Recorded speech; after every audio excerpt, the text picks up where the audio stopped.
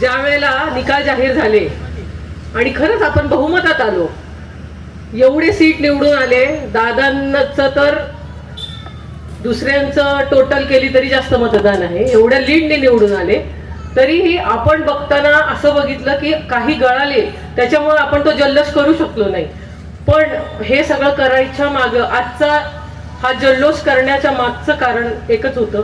जसं प्रकाश दादा म्हणाले, मला खूप मनापासून वाटत होतं की प्रत्येक मतदारांनी आपल्यावर विश्वास दाखवला ना.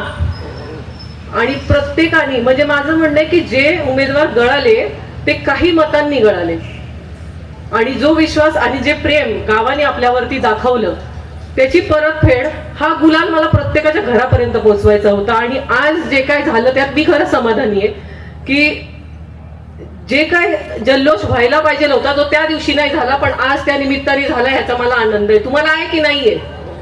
आणि महिला म्हणून मी पहिल्या दिवशीपासूनच हे सांगते की ही निवडणूक महिलांनी हातात घेतली आहे. पुरुष नेहमीच कार्यरत असतातच, पण ह्या वेळेला महिलांचा एक विशेष सहभाग होता जो तुम्हाला स्टेजवर सुद्धा दिसतोय.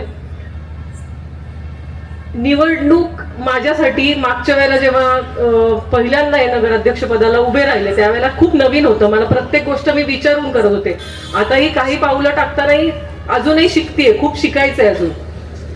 पण एक नक्की कळालं की आपल्या इथे जेवढे कार्यकर्ते आहेत, मी आधी म्हणाले, परतही म्हणेन, भारतीय जनता पार्टी म्हणजे संस्कार, भारतीय जनता पार्टी म्हणजे संस्कृती, भारतीय जनता पार्टी म्हणजे संयम, आणि भारतीय जनता पार्टी म्हणजे नियमात आणि शिस्तीत चालणारा सगळा वर्ग.